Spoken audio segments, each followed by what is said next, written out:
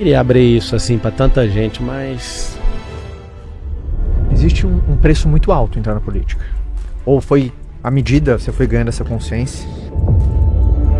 Candidato à Prefeitura de São Paulo. Ele é Pablo Marçal. Você acresceu em seu patrimônio aproximadamente 4 vezes o salário de prefeito num único por dia. Por que você quer ser prefeito? Se você já ganha 4 vezes por dia o que um prefeito ganha. Seja muito bem-vindo. Mais uma vez, como você fez isso? Muito prazer estar aqui, dessa vez do seu lado aqui, entrevistando um cara que está explodindo e a gente vai ter muito para conversar e perguntar para ele. Hoje vai ser muito legal, sempre como você fez isso, com papos muito legais, e hoje um papo explosivo, um papo quente. E eu vou apresentar o nosso convidado. Ele que é empresário, investidor em diversos segmentos, ele é autor best-seller, já escreveu livro pra caramba, influenciador digital, hoje é acompanhado por milhões e milhões de pessoas. Adoro porque ele é Ultraman, Ironman, então eu tenho empatia pra caramba, porque eu já fiz esse desafio, sei o quanto transformador é. E tá numa nova fase, hoje ele é candidato à prefeitura de São Paulo. Então, palmas para Pablo Marçal, nosso convidado aqui, Pablo Marçal. Obrigado. Tudo bem, Valeu, irmão. Vamos lá, vamos pro papo? Bora. Bora. Primeiro, como que você tá? Eu tô ótimo. Tá bem? Acho Dormindo que quantas horas por noite? essa é a fazer a pergunta. 7 horas e 30 todos os dias. Desde quando eu mudei meu shape, eu levo a sério esse negócio de dormir. Eu construí tudo que eu construí sem dormir, né? Dormia 3, 4 horas por dia. É um dos maiores arrependimentos que eu tenho na minha vida. Então eu tô bem pra caramba, cara. E nesse agora, você tá com um ritmo de campanha que não deve Sim. ser um ritmo simples, né? Quantas horas por dia você dedica à sua campanha? É, full time. O tempo de dormir tá sendo cumprido, mas a fase é mais estratégica agora. Eu não preguei um adesivo em carro nenhum ainda, mas eu sou o cara que tem, né, 3,5 bilhões de marcações numa plataforma chamada TikTok. Eu que não uso o TikTok tem 3 bilhões de marcações. Eu vou na favela aqui em São Paulo, algumas pessoas não me chamam pelo nome, falam assim, é o cara do Quai. Eu nunca vi esse aplicativo na minha vida. Eu também sou ou número 2 no Quai de cortes.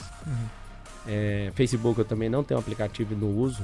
Não é tão poderoso assim igual nas outras contas. No Instagram eu chego a ter no mês 56 milhões de contas únicas acompanhando o que eu faço. É um absurdo. É 1/3 do Brasil com o celular na mão, pra você ter uma ideia. De onde você acha que vem essa explosão assim de engajamento? Múltiplos assuntos.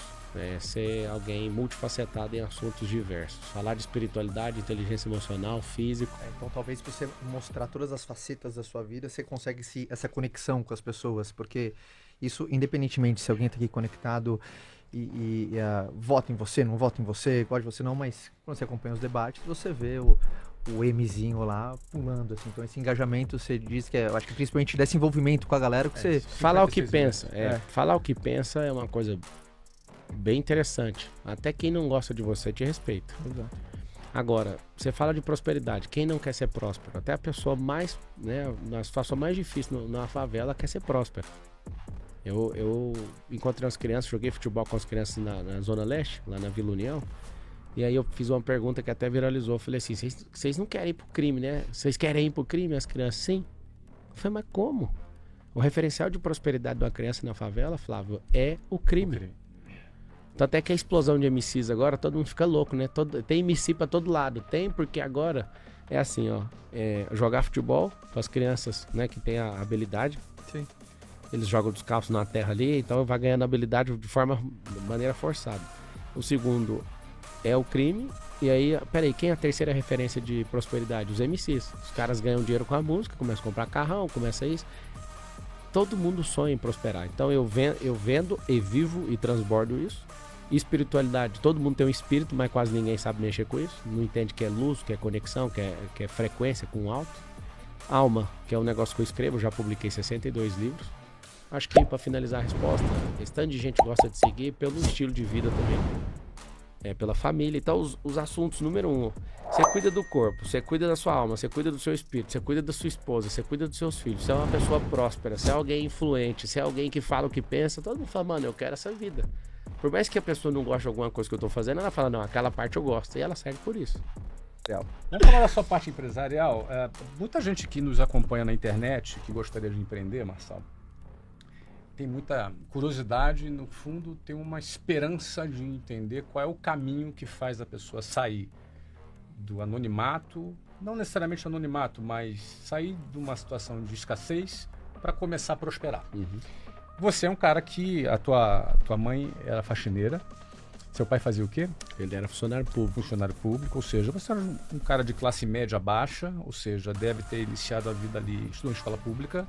A maior parte do tempo. Uma parte do tempo. Como é que um garoto de classe média baixa, que em geral tem muito pouca perspectiva, sai da sua condição de escassez e começa a prosperar? Ou seja, como é que foi esse início para que você chegasse a um nível de empresário que você é hoje? O que acontece? Eu fui programado para ser um funcionário público, para ter estabilidade e tudo. E os lugares que eu fui foram mudando a minha mente, mudando o meu comportamento, mudando os meus hábitos. Por isso que eu ensino para todo mundo que a pessoa deve estar inscrita sempre num novo desafio. A política para mim é um desafio. Eu vou vencer esse desafio. Inclusive, eu tô na minha terceira eleição, nunca perdi nenhuma. Olha que curioso. A de presidente que eu fiz em 2022 foi cancelada. A outra eu virei no mesmo dia para deputado federal. Fui eleito primeiro, depois tomaram. Sim. E eu vou ganhar essa. E assim, é arrogante demais. Não é, cara. É porque todo o resultado depende do campo de energia. O que acontece? No lugar que eu tava, eu ensino isso aqui para todo mundo, ó. Novos lugares, novas pessoas, novos lugares, novas pessoas, novas ideias, novas ações e novos resultados. Esse aqui é muito simples. Se a pessoa continuar, você pegava o ônibus lá no Rio de Janeiro, continuar nesse mesmo ambiente, ou seja, não acessar um lugar novo, lá vai ter as mesmas pessoas, lá vai ter as mesmas ideias, repetições de ações e resultados iguais ou piores, porque a tendência do resultado é piorar. Vai vir um ciclo. Sim. Então, assim, e somado ao desânimo, a falta de resultado, vai dar menos resultado ainda. A tendência é sempre piorar. O que eu falo para vocês que mudou a minha realidade, primeiro foi a minha conversão ao evangelho. Com 9 anos de idade eu comecei a trabalhar, porque meu pai, ele era bem, eu vou usar o nome ignorante, mas não é ignorante, é alguém muito... Ignorante é falta de saber, ele é muito sabido. Mas ele era muito duro comigo. Vou usar a expressão certa. Tá bom, duro. E ele com muito orgulho, sabe? Falou, poxa, que legal, né? E tal. E passou. E aí eu falei, eu consigo o que eu quiser. Eu faço o que eu quiser. Meu pai é vivo. E ali eu percebi que eu conseguiria fazer o que eu quisesse mesmo. Porque em um dia eu consegui resolver um problema. Fiquei orgulhoso. Meu pai respeitou aquele momento. E na hora que eu vi que ele me olhou diferente, como eu tava me sentindo um homem já com 9 anos. Aí dali pra frente eu percebi, era eu que tinha que me virar mesmo. Então meu velho nunca deu essa, toma aqui. Eu não tenho recordação do meu pai falar, toma o dinheiro, faz isso aqui. Eu tive que fazer. A segunda virada de chave absurda mesmo foi a conversão ao evangelho nessa mesma data. Meus pais eram separados. E aí eu tava brincando na porta da igreja, eu vi o pastor lá falando, quem quer aceitar Jesus? Eu não sei o que explicar. Eu senti um negócio, fui lá na frente, aceitei. Aí eu comecei a estudar a Bíblia pra caramba. Aí em 2 anos eu tava sendo batizado. Aí eu fui batizado. E aí, cara, eu pensei, eu não quero fazer outra coisa na vida a não ser pregar. Eu tenho recordação com 11 anos de idade, pregando na rua, brigando com os outros, sabe? Um negócio bem doido. Sinto, né, que eu tenho um dom, assim, de mestre da palavra, de articular e, né, de ter uma interpretação, uma conexão bem forte com a palavra desde pequeno. E aí, quando eu percebi que eu era valorizado no ambiente de igreja por saber a Bíblia e combater a galera que não estuda, porque geralmente o cristão ele não lê a Bíblia, né? Ele tem esse problema. Ele ouve a fé cristã, a maior parte dela, no mundo inteiro, é pelo ouvir a pregação do outro, ouvir na música. Tem gente que tem fé pela letra da música, pra você ter uma noção. E não é ruim, não. Só não é consistente, o cristão tem que amar a palavra.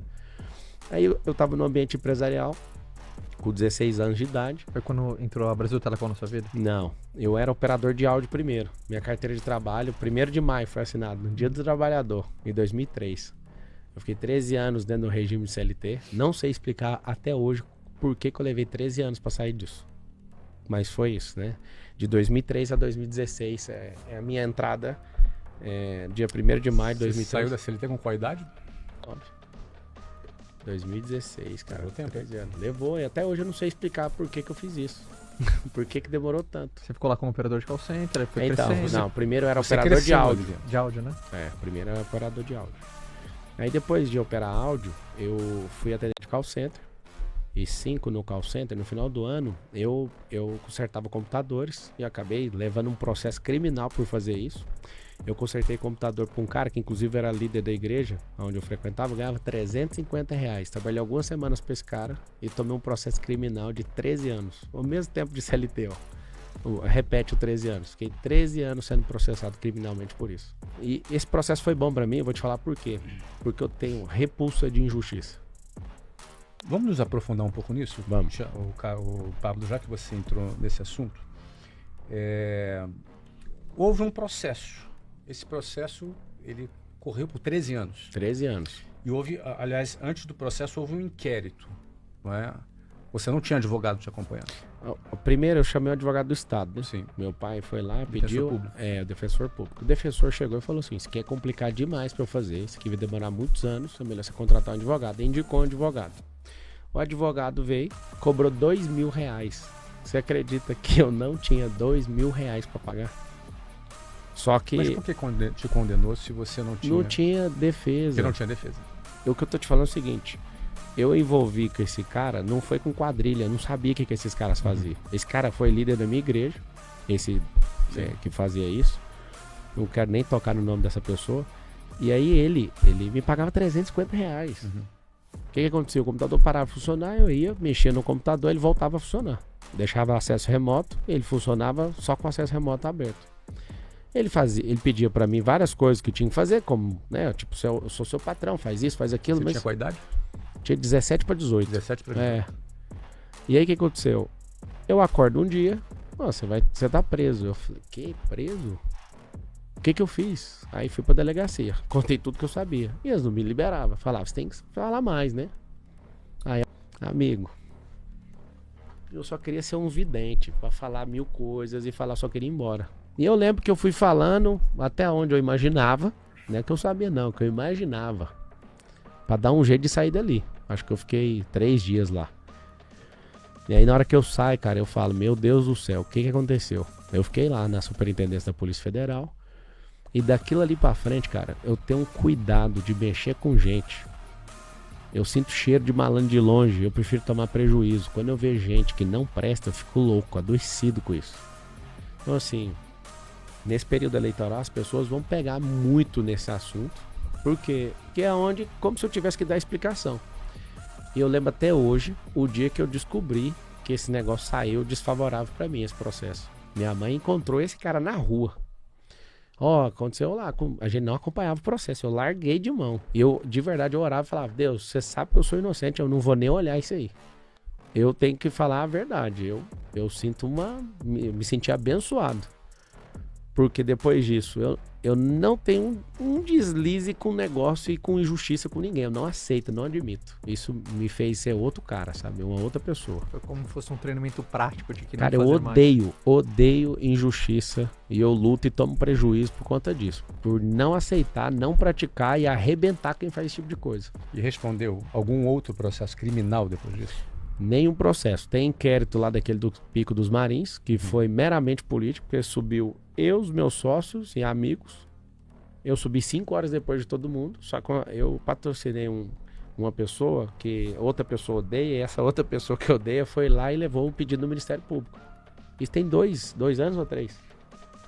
2 anos e não acaba o inquérito nunca. O que o sistema gosta de fazer? Gosta de ficar mantendo inquérito das pessoas, principalmente que pode ser alguma ameaça no sistema, para sempre reativar o inquérito, mas não tem o que fazer, não tem uma denúncia de quem estava lá. Mas nunca saiu do Ministério Público, nunca ofereceu denúncia no Judiciário? Não tem, e nem vai porque não tem. Não tem fundamento. Ou seja, depois desse... Vou te contar o que aconteceu. Fica à vontade. Quando a gente subiu e desceu, não aconteceu nada. Alguém viu o grupo, mandou uma foto escrita assim, 32 turistas se perdem. Ninguém tava perdido. A gente sempre ataca aquele pico lá e fica lá à noite, acorda no outro dia e vai embora. Só que alguém viu que era eu. Quando viu que era eu, virou terror. Aí uma pessoa que não gosta de mim foi e pegou aquele e levou no Ministério Público. Aí o outro que também não gosta de mim foi lá e patrocinou uma entrevista, uma reportagem fantástica. Aí o que eu aprendi? toda energia é boa, você tem que saber lidar com ela. Então sempre, já saiu notícia do UOL assim, Marçal é manipulador ou mentor de milhões? O que eu fiz? Criei um funil, 2,5 milhões. Um funil só de uma notícia. E eu tinha prometido que ia fazer 1 milhão com ela, fiz 2,5. Qualquer coisa que alguém fala, é só saber transformar.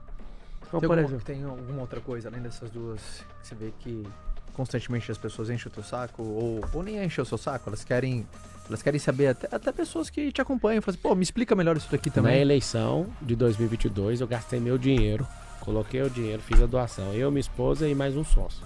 Pedi dinheiro pra ninguém. Coloquei o dinheiro. Você pode falar como você investiu? Não lembro, mas são milhões. Ok. E o pior é o tanto de milhões que eu perdi ficando 10 meses na campanha. E aí o que acontece? Eu fiz esse investimento, aí eu peguei a campanha e falei, cara, nós vamos ter que rodar o Brasil inteiro. Então vamos ver o táxi aéreo. O táxi aéreo ia ficar tipo assim, o triplo do valor. Uhum. E eu tenho uma empresa aérea com 4 aeronaves. E eu falei, eu vou usar as minhas próprias aeronaves para minha própria campanha. Então eu vou pagar ela com esse dinheiro. Não é dinheiro público, é o dinheiro que eu pus. Aí, por exemplo, o táxi aéreo ficava lá 25 mil, 30 mil a hora, a minha ficava, sei lá, 12. Eu fui lá pelo princípio da economia, que é constitucional, e usei o mais barato. Rapaz, você que não sabe a idolatria que tem no dinheiro público. Esses caras, de novo, não é processo, ainda é inquérito e não tem ilegalidade. Eu fiz corretamente, foi mais econômico, seguindo o princípio constitucional. Tinha 85 milhões de fundo eleitoral. Eu não aceitei. Você sabe o que aconteceu? O cara que era o presidente que tomou o partido tá na cadeia até hoje, não tá? Ele usou de forma indevida o dinheiro e comprovadamente, tá instaurado o processo, ele tá na cadeia. Eu não admiti aceitar nenhum real de dinheiro público. E eu não acredito nisso, eu não aceito isso. Enquanto tiver gente precisando de hospital, enquanto a gente tiver precisando de cirurgia, eu não aceito. É 5 bilhões em todo ano par, cara. 5 bilhões dá pra fazer milhares de casas, dá pra zerar filas de hospitais em várias cidades. E nessa campanha, o que eu fiz? Inclusive, eles querem derrubar minha candidatura, achando que eu tô financiando a campanha com meu dinheiro jurídico, né? Eu travei absurdamente. Não ponho R$1 meu. Tanto é que o Lula, né, deve ter doado por bolos 35 milhões de reais, 30 ou 35, para começar a campanha só do PT. Eu tenho 600 mil reais e é aberto aí, todo mundo pode olhar no TSE. Doados por terceiro. terceiro. Eu não vou colocar, nem se faltar assim 100 mil para ganhar a eleição, eu não vou, porque é o único jeito desses caras me arrebentar. Então, você imagina, eu tô concorrendo com caras que tem o dinheiro total do fundo, é 67 milhões, 67 milhões de teto que um candidato a prefeito pode gastar. Você vai ver. Em São Paulo. Eu vou ganhar a eleição gastando quase nada. Esse povo vai ficar assustado, porque vai ter que rever. Mas por quê? Por que uma campanha derrotada do Nunes, gastando 67 milhões de reais, tomou um pau de um cara chamado Pablo Marçal com o celular na mão? Talvez não gaste nem 2, 3 milhões. Exato. Não tenho dinheiro. Exato. Então você não está usando o dinheiro seu. Não tô, zero. Você tá transformando o seu Instagram num canal de televisão. Mas isso que virou. Só que eu tenho apoiador demais. Isso que tá assustando todo mundo. Mas o Ministério Público, agora que está solicitando a impugnação da sua candidatura, alega que você está pagando as pessoas errado, para fazer sem o corte. fundamento. Isso é sem fundamento. Eu vou explicar por quê. Porque tem a pré-campanha e a campanha. Na pré-campanha, já sabendo que isso aí não pode fazer, não foi feito. E nem vai ser feito na campanha. Isso aí, ó, Você fez antes, então. Claro. Aquela Isso eu falo pra todo mundo. Que você divulga publicamente, claro, exatamente. não tem nem o ilícito. Quando você nisso. entrou na campanha, você Zerei. zerou Zerei isso aí. absolutamente. Então quem está fazendo voluntariamente. E é o problema, eles não vão parar. Inclusive, eu vou pedir pra eles fazerem voluntariamente mesmo. Esse povo tá assustado. Por quê? Porque eu não sigo a regra do debate. Quando eu falo não sigo a regra, eu cumpro o tempo certinho. Faço tudo bonitinho. Só não faço o que eles querem. Eles armam um círculo lá pra ver se me pega. Aí eu falo, hoje eu mudei a regra. Aí cada dia eu faço uma coisa. Eles ficam doentes comigo. Tanto é que esses 3 covardes, eles não foram nesse último debate. O que sobrou de prejuízo? Eu cresci absurdamente. Eu sou o único candidato na disputa com 10 que tá crescendo acima da margem de erro. Todo o tempo. E eles viram que a estratégia não foi assertiva. Flávio, como a gente tá nessa fase 1, porque às vezes muitas pessoas estão se perguntando, assim, poxa, o Marçal ficou 13 anos na CLT. obviamente, deve ter sido uma escola pra você. Foi ótimo. Aprendeu pra caramba, lidar com gente, você liderou aqui. Só numa empresa foi quase 8 anos. Você foi na Oi crescendo Brasil ali Telecom. como... Foi a tua escola ali, né? Foi a tua história, você começou como call center. A igreja depois- também foi. Fiquei Igreja. 20 anos na mesma igreja e ali... Você acredita que eu acho que eu aprendi mais na igreja do que na Brasil Telecom? Fiz curso de finanças onde? Tudo na igreja. Então ali foi o lugar de conhecimento e desenvolvimento que pesou mais que os 8 anos de Oi Brasil Telecom. Aí até 2016, onde você saiu, vou começar a empreender, que é onde você construiu o teu patrimônio, até que, né, porque às vezes as pessoas, pra quem tá te conhecendo às vezes hoje, ou te conheceu no meio da tua nova fase política, fala assim, cara, né, como que o Marçal construiu tanta coisa, né? Então, aí, lembra que eu te falei no começo que eu aprendi de Bíblia? E eu era bem valorizado Sim. por saber? Eu tenho que confessar, eu amei a minha vida inteira ser recompensado pelo conhecimento que eu adquiri.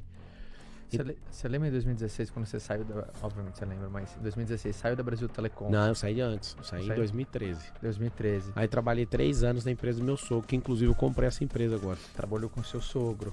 E aí depois que você saiu com seu sogro, você abriu sua primeira empresa, sua jornada sozinho, teu primeiro CNPJ, foi na área educacional também? Foi de consultoria. Consultoria? É. Que é onde começou tua ascensão, principalmente na parte de treinamentos, consultoria, desenvolvimentos, programas online, cursos, EAD. Não, eu não, nada disso de AD, zero Não tinha digital. ainda, não existia ainda. Zero. Eu comecei a ajudar empresas de confecção.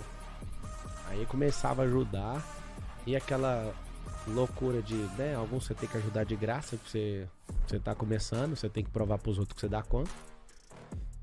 Na minha cabeça, sendo consultor, eu não era empresário. Eu tava ajudando empresários.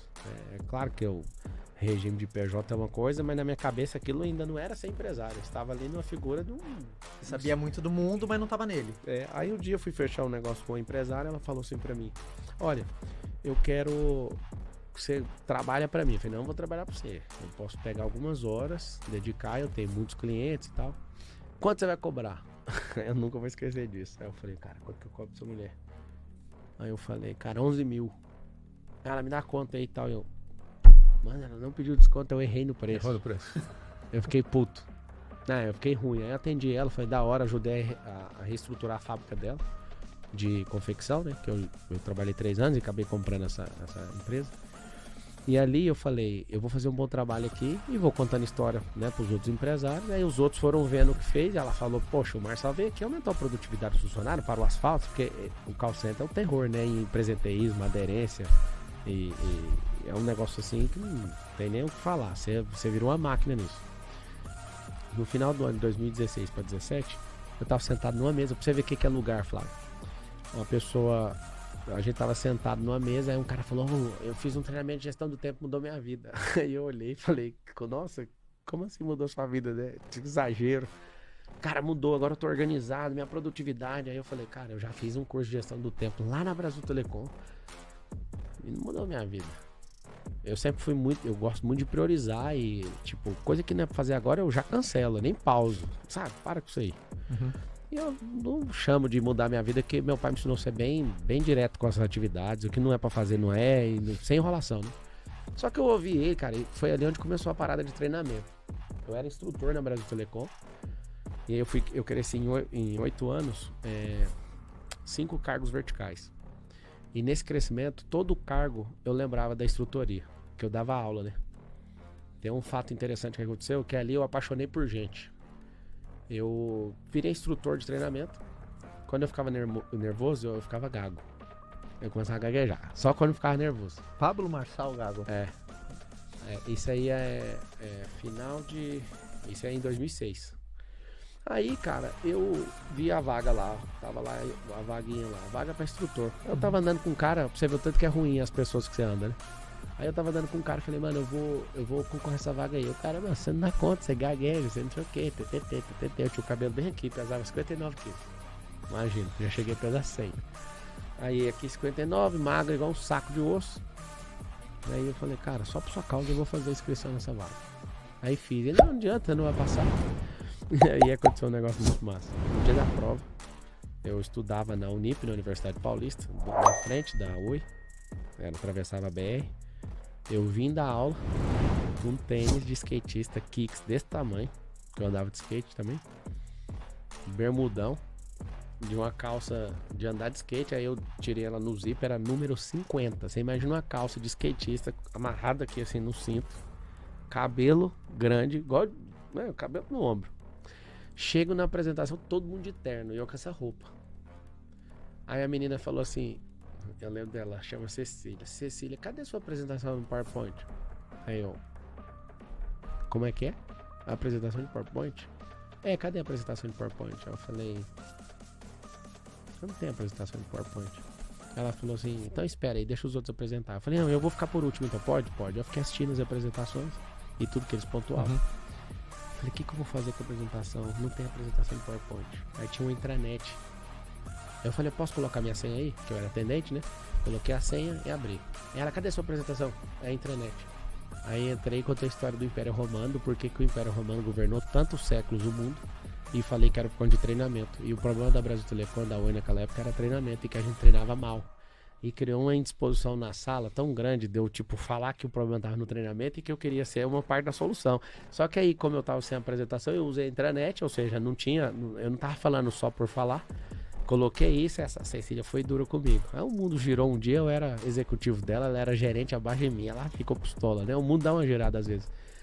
Então assim, cara, aquilo me transformou num treinador de gente, apaixonado em comportamento. E eu tava estudando PNL, inteligência emocional, em 2005 para 2006 eu já tava estudando isso. Ou seja, aquilo ali mexeu tanto comigo que eu falei, eu quero ser instrutor para sempre. Aí eu fui crescendo, eu virei executivo. Eu falava, vocês podiam me dar o salário de executivo e mandar eu pra sala de aula. E você acredita, os maiores resultados que eu tive na Brasil Telecom, na Oi, foi porque eu sentava com todos os níveis de gestão e ficava treinando os caras. E aí eu percebi que a equipe que a gente tem é a nossa cara. Porque se você não treina, é a sua cara, você é desleixado. Se você treina, você tá gastando suor pra poupar sangue. Então assim, o treinamento muda tudo. Total. O casamento e tudo. Deixa eu dar uma seta aqui, Caio. Quem vê você no debate e vê você agora conversando com a gente, calminho, tranquilo, não dá pra ter uma conversa desse nível na política? Dá. Depois que a gente troca todo mundo. Porque eu tô conversando com gente nobre. Tem gente aqui que venceu na vida. Ali tem um monte de falcatrua, ali tem um monte de gente despreparada, ali tem um monte de gente que combina com jornalista pra me ferrar. Ali tem tudo pra dar errado. Se eu seguir a regra deles, eles vão me engolir. Tanto é que eu sou o único que tá crescendo. Na pesquisa que já tá errada, eu sou o único que tá crescendo. O mundo é um jogo. E a pessoa que não sabe ler o jogo vai ser engolida. E eu sempre criei indisposição em todos os lugares. Então é um jogo aqui? Tudo é um jogo. Combinado? Ali, não, porque... Como é que é isso? Da tua visão sobre isso. A palavra jogo, Flávio, vem de jocos, que significa diversão no latim. Então, eu não queria abrir isso assim pra tanta gente, mas existe uma diversão por trás de tudo. E alguém desenhou que aquele jogo ele tem que ser naquele nível. E eu percebi que naquele nível eu serei engolido. Por quê? Porque são 5, os 5 é 4 contra 1. Entendeu ou não? Lá no debate da Band só tinha 5. 4 pessoas contra uma pessoa, que sou eu. Você tá querendo dizer que os outros 4 todos eles tinham uma espécie de acordo entre eles? Mas tá provado. No último debate agora da Veja, o Nunes, que é de esquerda, o Boulos, que é de extrema esquerda, e o Datena, que é de centro-esquerda, você não tá entendendo. Todos eles são de esquerda. Isso não é novidade, não. É só entrar na composição do partido. É só você entrar lá no Google que você vai ver, tá escrito. Não é eu que tô falando. E por que o Bolsonaro tá apoiando? Porque eu não tava na data certa. Ele teve que apoiar porque não tinha outro candidato. Eles sacaram o Salles por alguma indisposição com o Valdemar Costa Neto. E aí, esse negócio de vamos tirar o Boulos, o que tem de menos pior é ele. Eu não vou curvar pra esquerdista. O meu total respeito ao capitão, ele sabe disso. Acontece o seguinte. A leitura da política municipal é diferente. Nós somos 5.568 municípios no Brasil. Cara, você vê que loucura que tem esse Brasil afora, você não acredita. É uma loucura. Do tanto de acordo de PT até com o próprio PL. Tem situação que tá o PT e o PL. E eu não vou curvar para isso. Quando eu percebi que não tinha ninguém que é liberal, que é conservador, que defende os interesses da maioria, eu falei, vou ter que entrar. Eu não ia sair candidato não, Flávio, esse ano. De forma nenhuma. Quando eu percebi, eu abri contagem, não sei se vocês viram. Eu falei assim, eu dou 30, chegou a ver isso? Você viu, né? eu dou 30 dias pra aparecer alguém com um perfil de mudança de mentalidade, que é conservador, assim, senão você pode me considerar. E aí deu 30 dias, não apareceu ninguém, eu falei, então eu vou sair. Se eu conseguir chegar nesse número com o quociente eleitoral que a gente tem, tchau, vai no primeiro turno. E já foi feito uma vez em São Paulo. Em toda entrevista você faz muita questão de deixar isso claro para as pessoas, nessa confiança que você tem. Não é confiança, é o seguinte, é lógica. Já fizeram, então é fácil repetir. Você concorda comigo ou não? Uhum. Se não fosse, aí eu tinha que usar sua confiança, eu tô usando sua lógica. Já fizeram. Dá pra fazer. As pessoas querem mudança. Ninguém acredita na conversa fiada de bolos. Desculpa, cara, eu não queria levar pra esse nível, mas não dá pra fazer uma política sem levar pra esse nível. Eles ficam loucos porque todo debate eles fazem a regra, a gente assina e depois chega em cima da hora. Todos os 3 que eu fui mudaram em cima da hora, só pra vocês saberem. Os 3, sem nenhuma explicação. Que tipo de mudança, por exemplo? Tipo assim, vai começar você perguntando pra ele, vai começar a fazer isso aqui, vai ter 2 minutos, aí do nada. É só assistir o debate, você vai ver. Ué, mas isso aí mudou, pode ver. Nos 3 debates, os candidatos. Eu não reclamei nenhuma vez, mas eu já manjei qual que é o rolê. O rolê é treine todo mundo numa regra, chega na hora, muda a regra. Aí eu falo, então deixa que eu faça a minha regra. Eu não quero tempo a mais, eu uso o tempo normal. Eu ia tocar o terror na alma deles. E não vai ser diferente. O Boulos, por exemplo, se ele aparece na minha frente é prejuízo para ele. Então ele já declarou que não vai nos próximos debates. E ele falou lá na Câmara dos Deputados, no Conselho de Ética, com a boca dele, me olhando assim, ó. Eu quero, é meu sonho, debater com você no debate. É um pesadelo, viu? Um pesadelo da vida dele. Uma das coisas que está marcada nessa campanha até o momento é uma acusação séria que tu faz de que o candidato Boulos seria cheirador de cocaína. É uma posição muito forte. Para você falar isso, você tem provas? Tem, vai ser usado na hora certa. O que acontece? Tem prova, tem processo, assim, tem um processo de... Eu vou te falar até onde dá para falar aqui, porque na hora certa eu vou abrir tudo. Tem um processo em segredo de justiça e eu vou revelar na hora certa. Porque isso aqui é um jogo, lembra que eu falei que é um jogo? Se eu falar agora, vai abafar e acabou. Eu não entro em guerra com ninguém, Flávio, zero. Se a pessoa entrar, agora ela segura. Eles começaram a palhaçada e não deram conta de segurar, agora essa é a verdade. Eles fizeram uma orquestrinha lá no Dia da Veja para os 3 saírem e soltar notícia de cassação. Pra quê? Pra não pesar pro lado deles, colocar como se eu fosse o doido, só que o remédio de doido é 1,5 doido, moço. No mundo inteiro, você que tá assistindo, pra tratar qualquer doido é 1,5 doido. Esse é o remédio exato pra tratamento de doido. Eu não vou afinar pra esses caras. Não tem como perder essa eleição aqui em São Paulo. E outra coisa, não é crime cheirar cocaína. Então não tem um crime cheirar cocaína. Ou seja, você não está atribuindo a ele um crime. Então não é calúnia. Não é calúnia. Aí ele vai falar, não, então você tá me difamando. Igual no vídeo ele fala, conta até uma história triste, você morre de dó dele. Ele disse agora que a filha dele ficou muito triste com essa situação. Eu imagino, deve ser horrível ser filha de um cara desse. Né? Que não respeita a propriedade privada, que quebrou a Fiesp, que fica encantado com a ditadura da Venezuela, que apoia o Hamas, aquela confusão que tá tendo entre os irmãos que são palestinos e israelenses, é porque um cara igual ele apoia o Hamas e apoia com a boca.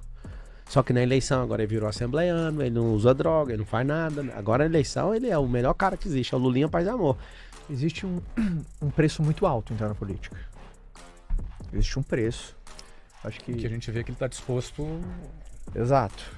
Tá pagando esse preço. A gente consegue perceber que você está disposto, para você tem consciência desse preço. Ou foi à medida, você foi ganhando essa consciência. Cara, quem faz de coração as coisas, a pessoa não olha para preço, é a questão de valor. Exato. Se eu for olhar só pro meu cérebro, o preço é mais caro do que qualquer um dá conta de pagar. E nem tô falando de riqueza monetária não, não é de pecúnia não. É de energia humana aplicada nisso. Eu falei pros meus sócios, que eu tô me desconectando de tudo, falei pra eles, cara, se eu desse atenção pra cada um de vocês, igual eu fico no telefone respondendo jornalista, a gente ia triplicar o faturamento até o final do ano. Criou um ar de consciência dentro de mim, não atenda mais jornalista, eu não atendo. Como é que tá pra sua família, assim? Como é que tá sua esposa, seus filhos? Estou preservando eles de todas as formas. A Carol, ela é muito focada em cuidar das crianças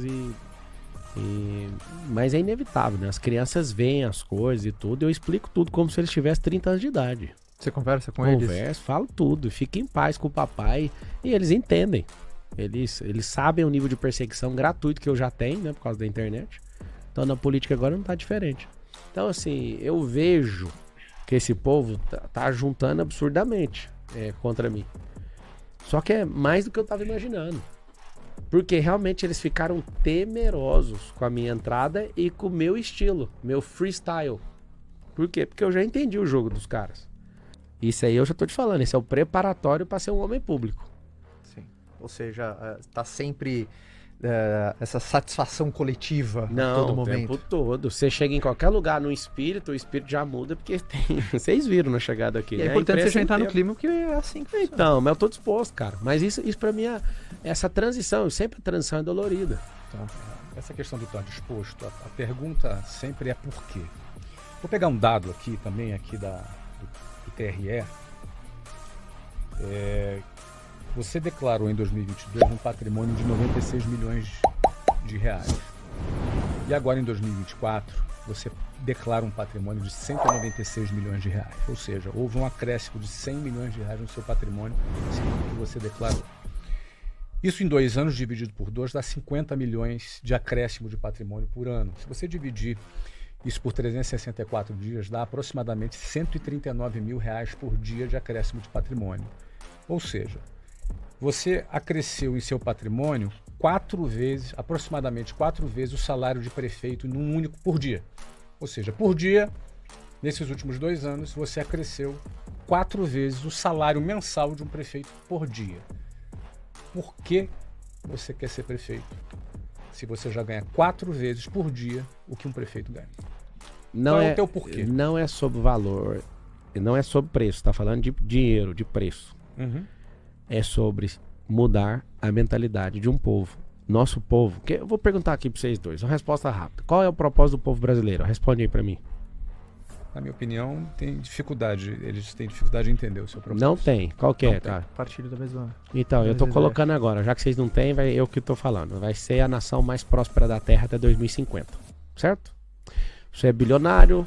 O meu patrimônio empresarial também é bilionário. Você tá caminhando para isso também. A gente tá construindo o mundo empresarial, tá fazendo o Brasil avançar, certo? Não vai mudar o país. Tem uma esfera chamada política, que vem do grego politeia, que é a organização de cidade. 50% do dinheiro público é jogado no lixo.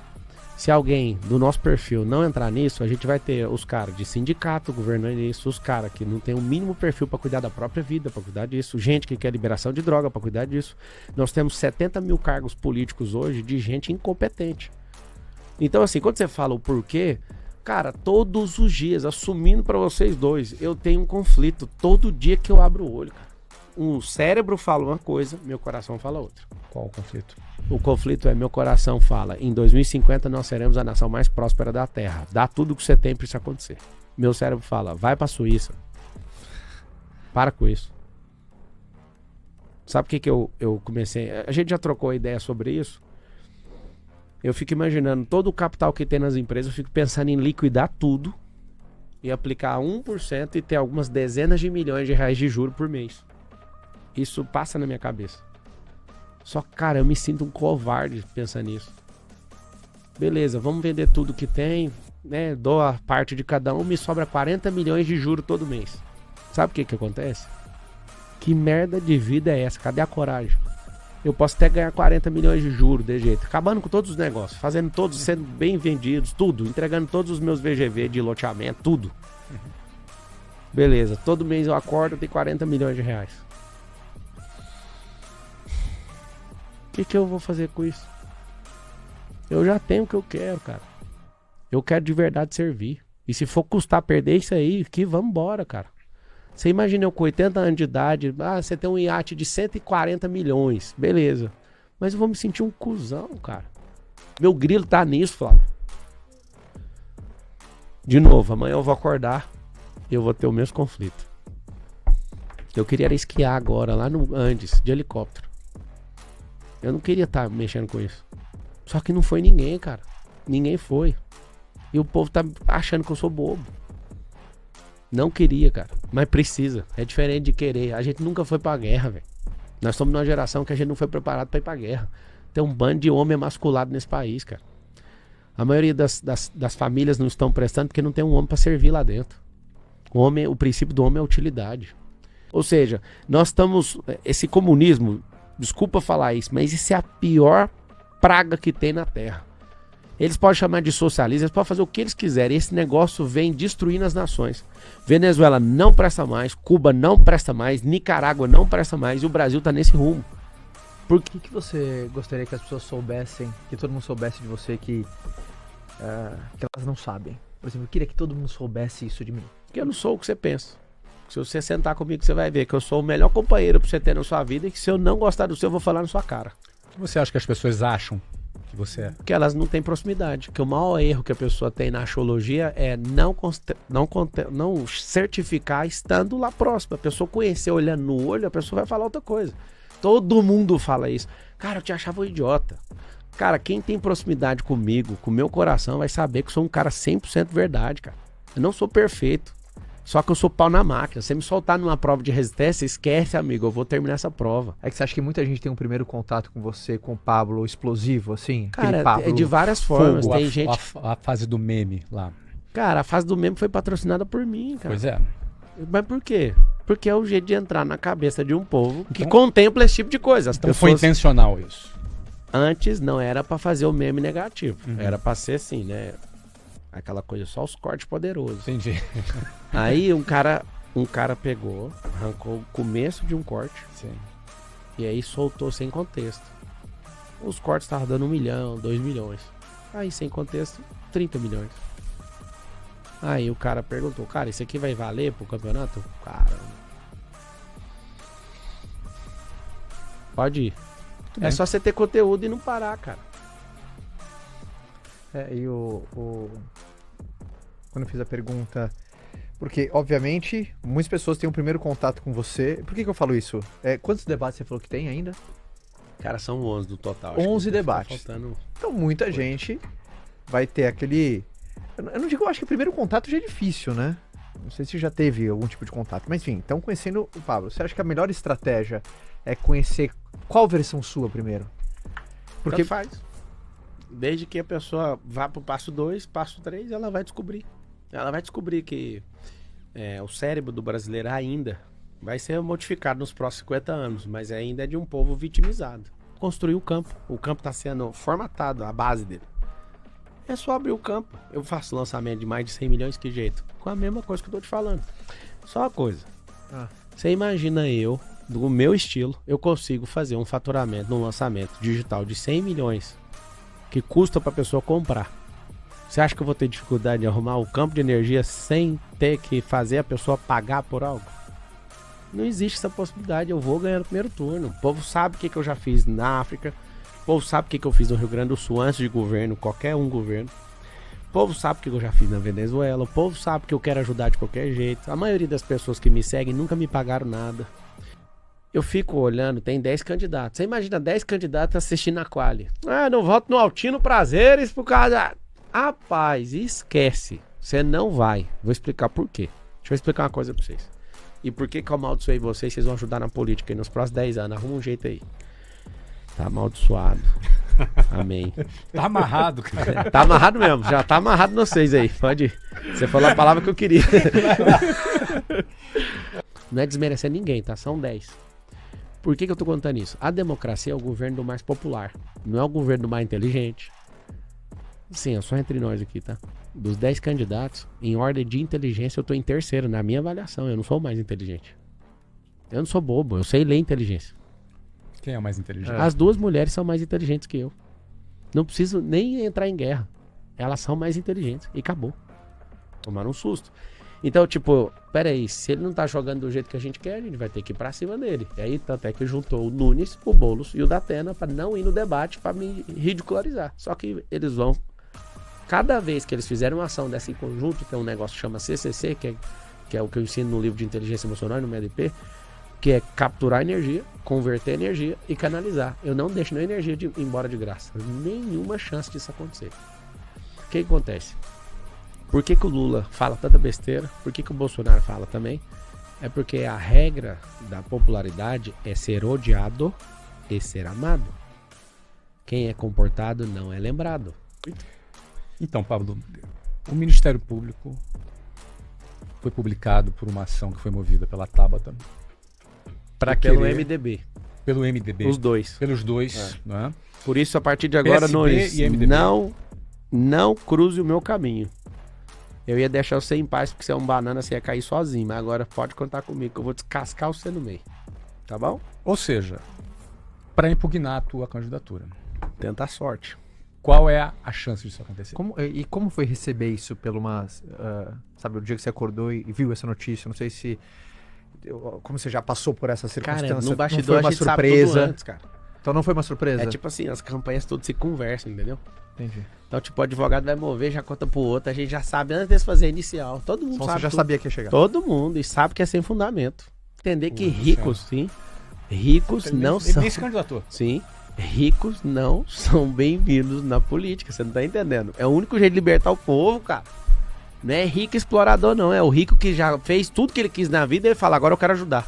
Rapaz, você vai ver o que vai ser na vez de vocês. Tenho certeza que vocês vão... A vez de vocês é ótimo. Vocês vão ver, vai ser assustador. Como pergunta final, assim, antes de fazer essa pergunta final, você falou muito dos seus pais aqui, né? Então tem muito dessa raiz, você falou que meu pai foi muito sábio. O que seus pais estão achando disso tudo? Minha mãe, ela fala assim, não tem nada que você fala que vai fazer e não dá conta, né? Então, vai com segurança. Meu pai fica doido pra entrar na campanha, que ele mexeu com isso a vida inteira. Ele fala, não mexe com isso não. Deixa que tá sob controle. Ele fica doido. Fica sossegadinho aí, aproveita a sua...